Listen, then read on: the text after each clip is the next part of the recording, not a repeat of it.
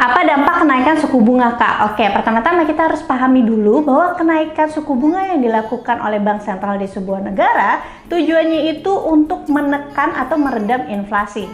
Selain itu, di negara-negara seperti Indonesia, tujuan dari menaikkan suku bunga adalah untuk menjaga stabilitas nilai tukar rupiah dibanding dengan US dollar, serta menjaga yield Indonesia agar lebih kompetitif terhadap yield Amerika sehingga berinvestasi di Indonesia menjadi menarik di mata investor asing. Secara ekonomi, naiknya suku bunga tentu akan membuat bunga dari pinjaman ikut naik. Misalnya seperti bunga KPR, bunga kredit kendaraan bermotor, dan juga bunga kredit untuk usaha. Tentunya ini akan menghambat pertumbuhan ekonomi dari sebuah negara. Tapi nih, saat ini yang dilakukan Bank Indonesia baru saja menaikkan suku bunga sebesar 25 basis poin atau 0,25%, yang dimana angka kenaikan ini masih sangat kecil sehingga belum bisa memberikan dampak yang signifikan untuk ekonomi Indonesia. Hal ini sekaligus menjawab pertanyaan yang masuk ke aku, apakah dengan Bank Indonesia menaikkan suku bunga, ini akan membuat NPL atau kredit macet perbankan Indonesia menjadi meningkat, sehingga membuat saham-saham perbankan menjadi tidak menarik atau tidak memiliki prospek.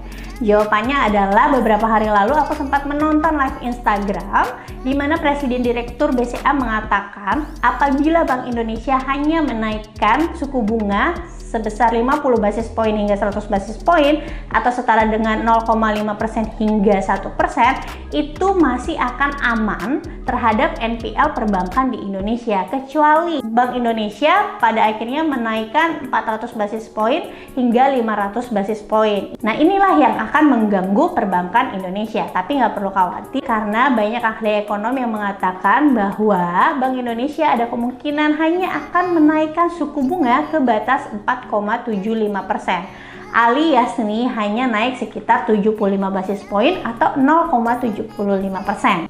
Jadi ini masih termasuk batas aman seperti yang dikatakan Presiden Direktur dari Bank BCA. Sebenarnya kalau teman-teman mau melihat kembali ke tahun 2014 dan 2015, pada saat itu suku bunga Indonesia juga sangat tinggi di angka 7%, tetapi nyatanya GDP Indonesia masih bisa bertumbuh 4-5% pada tahun 2014 dan 2015. Dan seperti yang kita tahu, dari 2014 hingga sekarang nyatanya IHSG masih bisa terus bertumbuh walaupun kita sudah pernah melewati era suku bunga tinggi di tahun 2014-2015. Jadi kenaikan suku bunga yang sekarang bukan sesuatu yang harus kalian khawatirkan berlebihan.